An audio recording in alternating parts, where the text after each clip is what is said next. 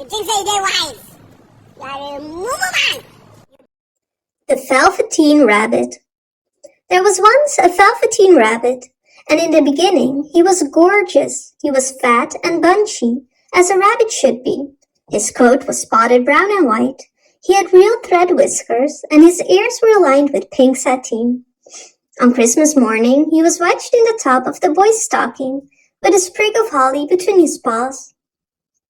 There were other things in the stocking, nuts and oranges, and a toy engine, and chocolate almonds, and a clockwork mouse, but the rabbit was the best of all. For at least 2 hours, the boy loved him, and then aunts and uncles came to dinner, and there was a great rustling of tissue paper and unwrapping of parcels, and in the excitement of looking at all the new presents, the Velveteen Rabbit was forgotten. For a long time, he lived in the toy cupboard, or on the nursery floor, and no one thought very much about him. He was naturally shy, and being only made of velveteen, some of the more expensive toys snubbed him. The mechanical toys were superior and looked down upon everyone else. They were full of modern ideas and pretended they were real. The model boat, who had lived through 2 seasons and lost most of his paint, caught the tone from them and never missed an opportunity of referring to his rigging in technical terms. The rabbit could not claim to be a model of anything, for he didn't know that real rabbits existed. He thought they were all stuffed like himself. Even Timothy, the wooden lion, put on airs and pretended he was connected with the government. Between them all, the poor little rabbit was made to feel very insignificant and common, and the only person who was kind to him at all was the horse. The horse had lived in the nursery longer than any of the others. He was so old that his brown coat was bald in patches and showed the seams underneath, and most of the hairs in his tail had been plucked out. He was wise, for he had seen a long succession of mechanical toys arrive boasting, but soon they would break their mainsprings and pass away. And he knew that they were only toys and would never turn into anything else. For nursery magic is very strange and wonderful, and only those playthings that are old and wise and experienced like the horse understand all about it. "What is real?" asked the rabbit one day when they were lying side by side. "Does it mean having things that buzz inside you and a stick-out handle?" "Real isn't how you are made," said the horse. "It's a thing that happens to you when a child loves you for a long, long time, not just to play with, but really loves you. Then you become real." "Does it hurt?" asked the rabbit. "Sometimes," said the horse, for he was always truthful. "When you are real, you don't mind being hurt." "Does it happen all at once, like being wound up?" he asked, "or bit by bit?" "It doesn't happen all at once," said the horse. "You become. It takes a long time. That's why it doesn't happen often to people who break easily, or have sharp edges, or have to be carefully kept. Generally, by the time you are real, most of your hair has been lopped off, and your eyes drop out, and you get loose in the joints and very shabby. But these things don't matter at all, because once you are real, you can't be ugly, except to people who don't understand." "I suppose you are real?" said the rabbit. And then he wished he had not said it, for he thought the horse might be sensitive. But the horse only smiled. "The boy's uncle made me real," he said. "That was a great many years ago. But once you are real, you can't become unreal again. It lasts forever." The rabbit sighed. He thought it would be a long time before this magic called real happened to him. He longed to become real, to know what it felt like. And yet the idea of growing shabby and losing his eyes and whiskers was rather sad. He wished that he could become it without these uncomfortable things happening to him. There was a person called Nana who ruled the nursery. Sometimes she took no notice of the playthings lying about, and sometimes, for no reason whatever, she went swooping about like a great wind and hustled them away in the cupboards. She called this tidying up, and all the playthings hated it, especially the tin ones. The rabbit didn't mind it so much, for wherever he was thrown, he came down soft. One evening, when the boy was going to bed, he couldn't find the dog that always slept with him. Nana was in a hurry, and it was too much trouble to hunt for dogs at bedtime. So she simply looked about her, and seeing that the toy cupboard door stood open, she made a swoop. "Here," she said, "take your old bunny. He'll sleep with you." And she dragged the rabbit out by one ear and put him into the boy's arms. That night, and for many nights after, the Velveteen Rabbit slept in the boy's bed. At first he found it rather uncomfortable, for the boy hugged him very tight, and sometimes he rolled over on him, and sometimes he pushed him so far under the pillow that the rabbit could hardly breathe. And he missed, too, those long moonlight hours in the nursery, when all the house was silent, and his talks with the horse. But very soon he grew to like it, for the boy used to talk to him, and made him nice tunnels under the bedclothes, that he said were like the burrows where real rabbits lived. And they did fun games together, in whispers, when Nana had gone away and left the nightlight on. And when the boy fell asleep, the rabbit would snuggle down, close under his little warm chin, and dream, with the boy's hands clapped close round him all night.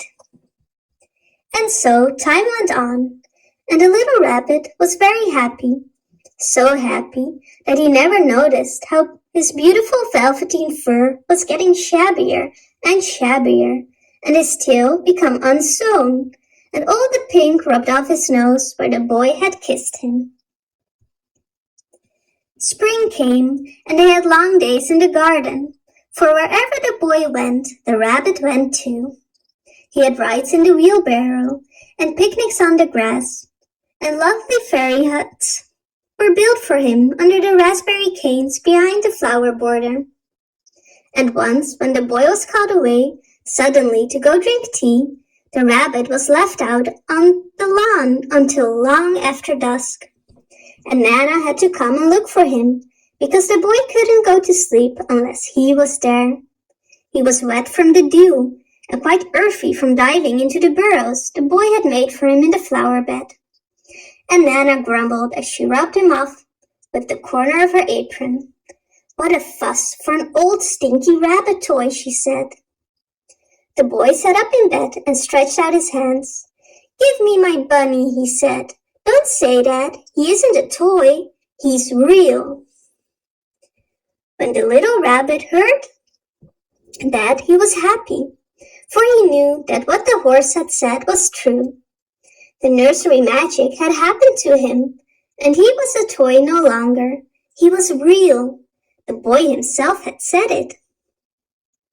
That night he was almost too happy to sleep, and so much love stirred in his little heart that it almost burst.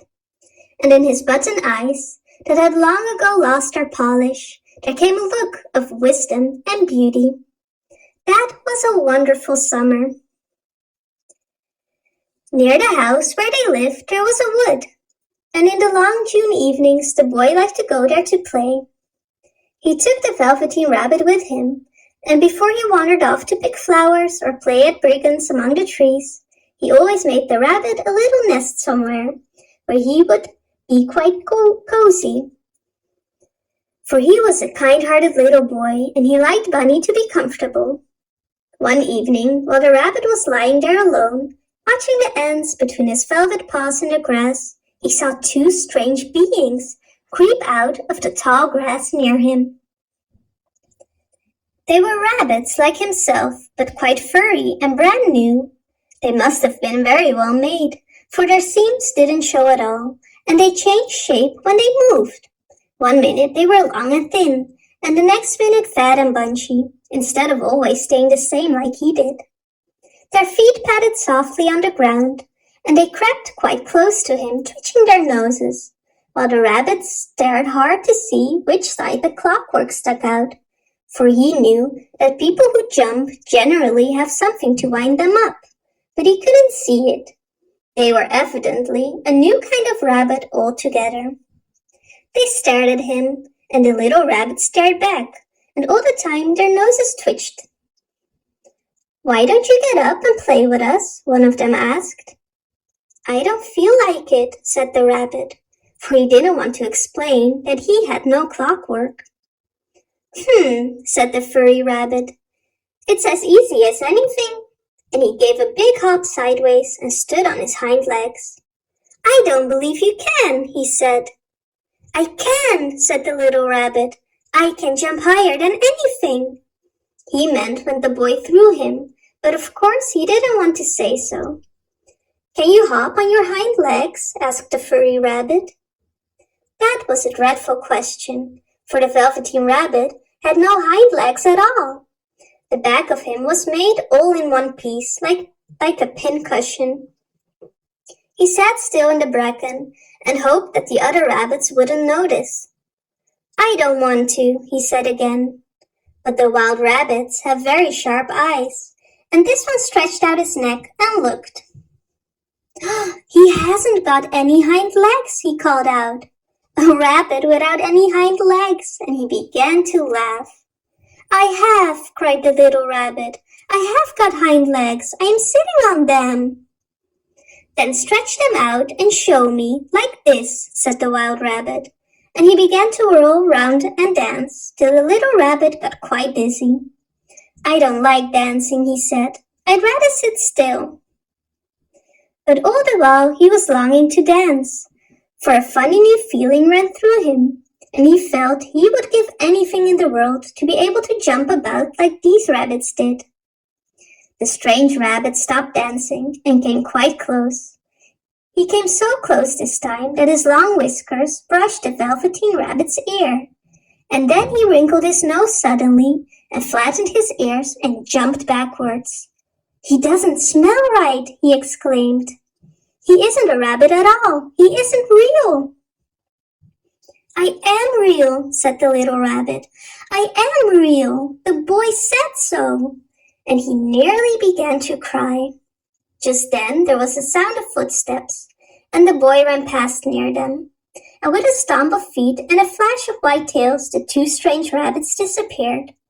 "Come back and play with me," called the little rabbit. "Oh, come back. I know I'm real." But there was no answer. The Velveteen rabbit was all alone. Why did they run away like that? Why couldn't they stop and talk to me?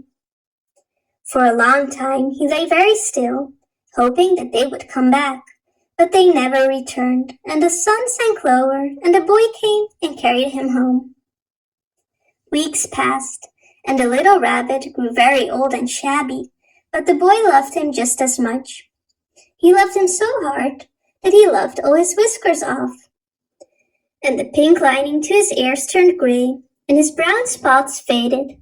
He even began to lose his shape, and he didn't really look like a rabbit anymore, except to the boy.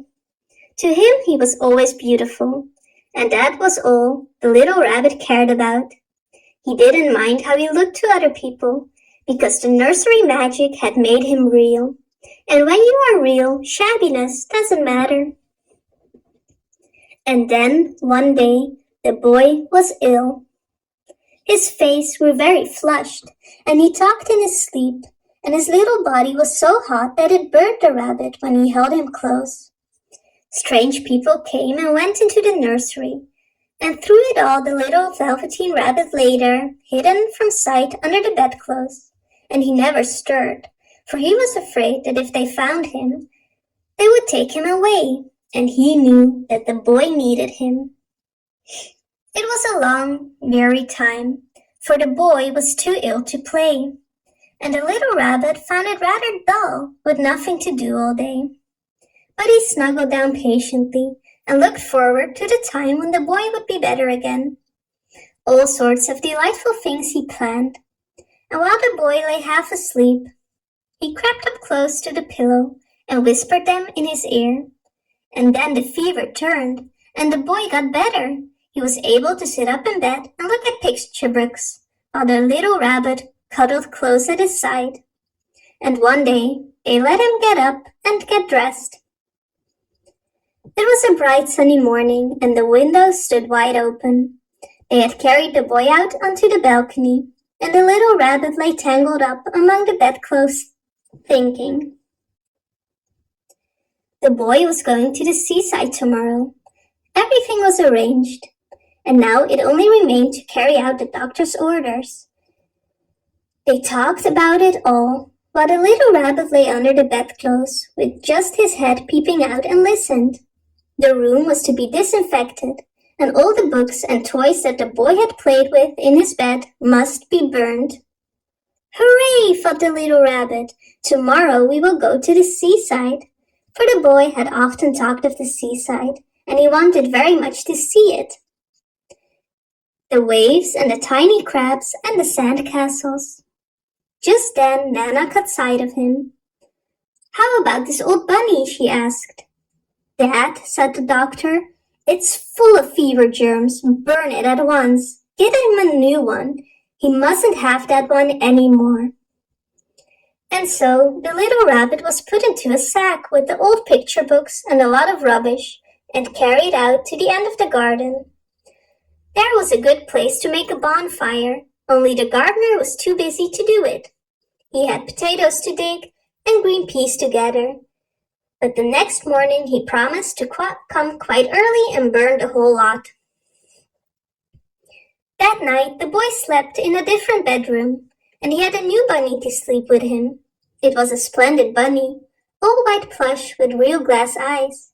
But the boy was too excited to care very much about it, for tomorrow he was going to the seaside, and that in itself was such a wonderful thing that he could think of nothing else. And while the boy was asleep, dreaming of the seaside, the little rabbit lay among the old picture books in the corner of the garden, and he felt very lonely. The sack had been left untied, and so by wiggling a bit, he was able to get his head through the opening and look out. He was shivering a little, for he had always been used to sleeping in a bed. And by this time his coat had worn so thin and threadbare from hugging that it was no longer any protection to him. He thought of those long sunlit hours in the garden, how happy they were, and a great sadness came over him. He thought of the horse, so wise and gentle, and all that he had told him. Of what use was it to be loved, and lose one's beauty and become real, if it all ended like this? And a tear, a real tear, trickled down his little shabby velvet nose and fell to the ground. And then a strange thing happened. For where the tear had fallen, a flower grew out of the ground, a mysterious flower, not at all like any that grew in the garden. It had slender green leaves, the color of emeralds, and in the center of the leaves a blossom like a golden cup. It was so beautiful that the little rabbit forgot to cry and just lay there watching it. And then the blossom opened, and out of it stepped a fairy. She was the loveliest fairy in the whole world. Her dress was of pearl and dewdrops, and there were flowers round her neck and in her hair, and her face was like the most perfect flower of all. And she came close to the little rabbit and gathered him up in her arms and kissed him on his velveteen nose that was all damp from crying. Little rabbit, she said, don't you know who I am? The rabbit looked up at her, and it seemed to him that he had seen her face before, but he couldn't think of where. I am the nursery magic fairy, she said. I take care of all the playthings that the children have loved.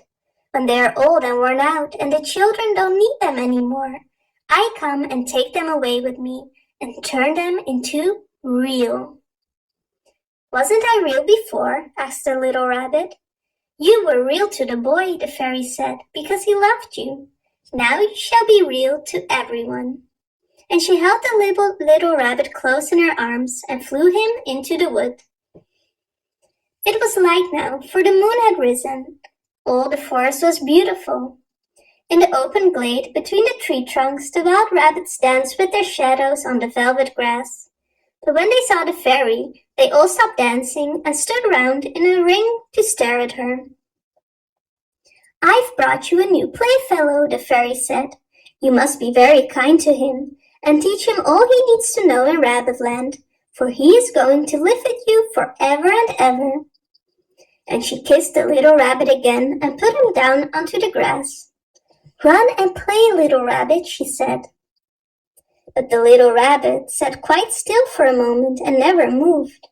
For when he saw all the wild rabbits dancing around him, he suddenly remembered about his hind legs, and he didn't want them to see that he was made all in one piece.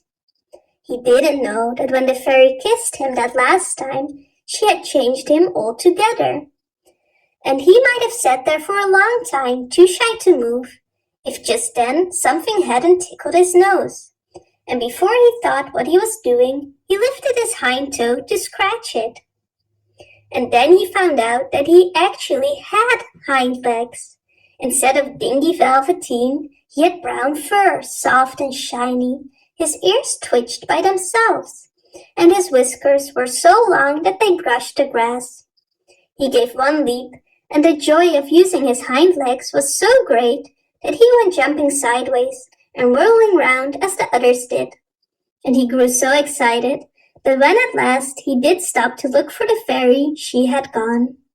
He was a real rabbit at last, at home with the other rabbits.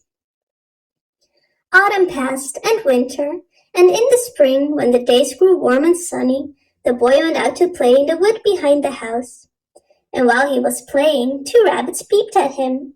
One of them was brown all over, but the other had strange markings under his fur, as though long ago he had been spotted, and the spots still showed through.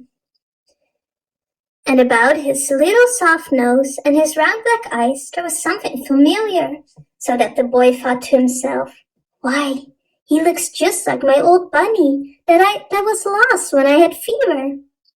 But he never knew that it really was his own bunny, come back to look at the child who had first helped him become real. You be Mumu? You think they wise? You are a Mumu man!